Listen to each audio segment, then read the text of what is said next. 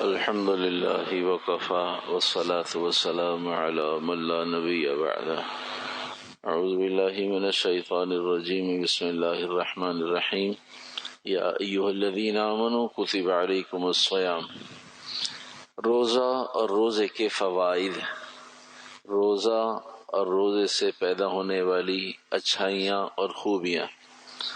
حدیث مبارکہ ہے، آپ علیہ الصلوۃ والسلام نے ارشاد فرمایا، سومو تصحو، سومو تصحو، اے لوگو روزہ رکھو اور صحت مند ہو جاؤ. ایک تھوڑی سی تفصیلی حدیث ہے جس حدیث کا یہ ٹکڑا ہے. پوری حدیث یہ ہے کہ اے لوگو جہاد کے ذریعے مال غنیمت حاصل کرو، جہاد کرو اور مال غنیمت حاصل کرو. اے لوگو سفر کرو اور مال حاصل کرو. اے لوگو روزہ رکھو اور صحت حاصل کرو.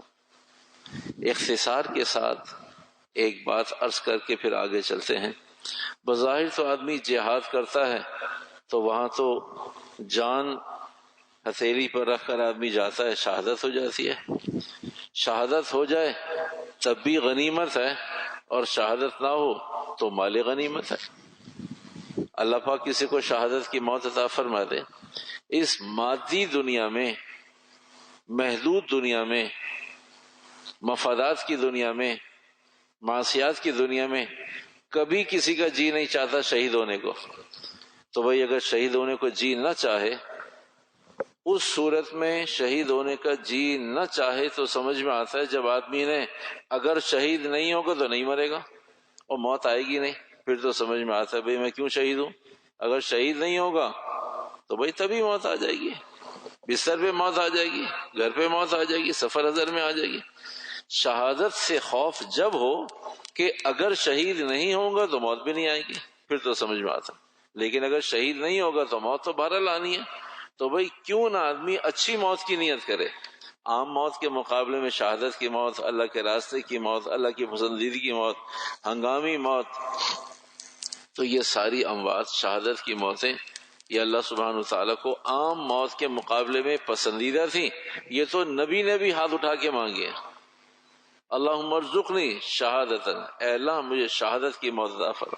صحابہ بھی، تابعین بھی، بزرگان دین بھی، ہر نیک آدمی، جتنا آدمی نیکی کے گراف کو چھوئے گا، نیکی میں ترقی کرے گا، اس کے اندر شہادت کا جذبہ پیدا ہو جائے گا.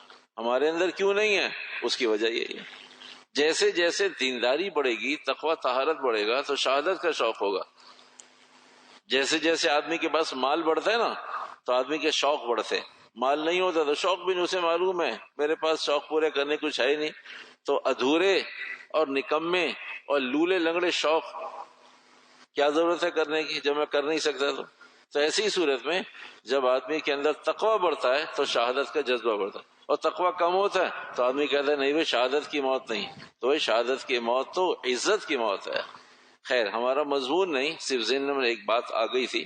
تو اللہ کے نبی علیہ السلام نے فرمایا جہاد کے ذریعے مال غنیمت حاصل کرو، اور سفروں کے ذریعے مال حاصل کرو، اور روزے کے ذریعے صحت حاصل کرو. مقصد اس کا یہ ہے کہ جب جہاد کرو گے تو حکم خداوندی کی بھی اور مال کی بھی قدر آ جائے گی جو غنیمت سے حاصل ہوگا.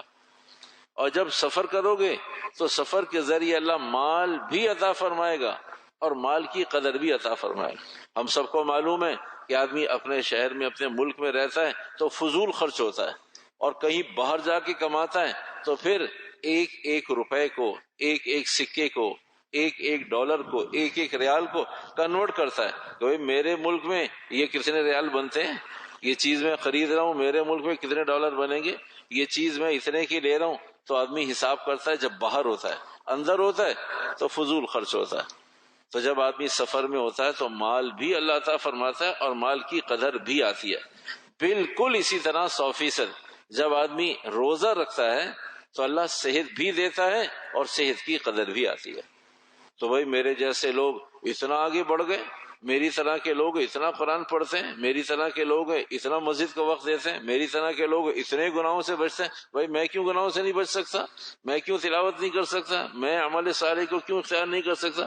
تو اللہ روزے کے ذریعے صحت بھی عطا فرماتا ہے اور صحت کی قدر بھی عطا فرماتا ہے، اس لیے کہ روزے کے دور میں ہر آدمی اپنی ہمت، طاقت، کیپیسٹی سے زیادہ کام کرتا ہے، تو اسے یاد آتا ہے رمضان میں تو میں اتنا بھاگ دوڑ کر لیا کرتا تھا، رمضان میں تو اتنی تلاوت کر لیا کرتا، اب کیوں نہیں کر سکتا؟ تو صحت کی قدر آتی ہے کہ وہ جو صحت کے پیچھے ایک پاور تھی وہ روزے کی تھی۔ وہ جو صحت کے زمانے میں تو آدمی سارے کام نہیں کر سکتا جتنے روزے کے زمانے میں سارے کام کر سکتے، تو روزے کے بعد بھی تو صحت ہوتی ہے، روزے کے بعد وہ اعمال کیوں نہیں ہوتے؟ تو جب صحت ہوگی اور روزہ نہیں ہوگا تو روزے کی پاور نہیں ہوگی، تو روزے کی طاقت ہوتی ہے اور آدمی کے پاس صحت بھی ہوتی ہے، تو دو چیزیں جمع ہو جاتی ہیں، پلس ہو جاتی ہے، ایک روزے کی طاقت اور آدمی کی صحت کی طاقت۔ ایسی صورت میں آدمی آگے چل پڑتا ہے، ہمت کرتا ہے۔ تو میرے محترم، یہ صحت مجموعہ نعمت ہے، اس کی قدر کی جائے۔ یہ صحت مجموعہ نعمت ہے، ایک نعمت نہیں ہے، یہ بہت سارے نعمتوں کا مجموعہ ہے، یہ بہت سارے نعمتوں کا جار ہے، بہت ساری نعمتوں کا تھیلا ہے، بہت ساری نعمتوں کا باکس ہے، تو اس کے اندر بے شمار نعمتیں موجود ہیں۔ اور یہ صحت اللہ کا وعدہ ہے، رسول علیہ السلام کا وعدہ ہے، روزہ رکھو اور صحت مند ہو جاؤ، سومو تصحو، اے لوگو روزے کا اہتمام کرو اور صحت مند ہو جاؤ۔ ایمان کے بعد بڑی نعمتوں میں سے ایک بڑی نعمت صحت بھی ہے۔ ایمان کے بعد، ایمان تو آدمی چاہے بستر پہ ہو تب بھی بڑی نعمت ہے، بیمار ہو، صحت کے ساتھ ہو، چھوٹا ہو، بڑا ہو، مرد ہو، عورت ہو، ایمان تو بہت بڑی نعمت ہے۔ جس حال میں بھی ایمان ہو، اگر ایک آدمی بیمار ہے لیکن ایمان والا ہے، اللہ کا احسان ہے۔ ایک آدمی صحت مند ہے لیکن ایمان والا ہے، اللہ تیرا احسان ہے۔ ایک آدمی کم عمر ہے لیکن ایمان والا ہے، ایک عورت ہے لیکن ایمان والی ہے، الحمدللہ۔ تو بھئی ایمان تو ہر حال میں قابل قبول ہے، ہر حال میں قابل تعریف ہے۔ ایمان کے بعد بڑی نعمتوں میں سے صحت ایک بڑی نعمت ہے، اور اس بڑی نعمت کی قدردانی کے بعد اللہ سبحانہ وتعالی اس صحت سے بہت سارے فائدے اٹھانے کی توفیق عطا فرماتا ہے۔ تو بھئی روزے کے نقد فوائد میں سے ایک ہے آدمی کا زیادہ کھانا، خوب کھانا اور کم کھانا۔ تو روزے کا تعلق ہے کم کھانے سے، خوب کھانا اور کم کھانا، روزے کا تعلق ہے کم کھانے سے۔ تو صحت کا تعلق ہے زیادہ اور کم کھانے میں سے کم کھانے سے۔ صحت کا تعلق ہے اس بات سے کہ آدمی زیادہ کھائے اور کم کھائے تو کم کھانا صحت ہے۔ خالی پیٹ اور بھرے پیٹ میں خالی پیٹ صحت کی علامت ہے، زیادہ کھانا کم کھانا صحت۔ پیٹ خالی رکھنا یا پیٹ کو اتنا بھر لینا کہ بھرے پیٹ میں آدمی مشقت میں آ جائے تو خالی پیٹ، یہ صحت کی علامت ہے۔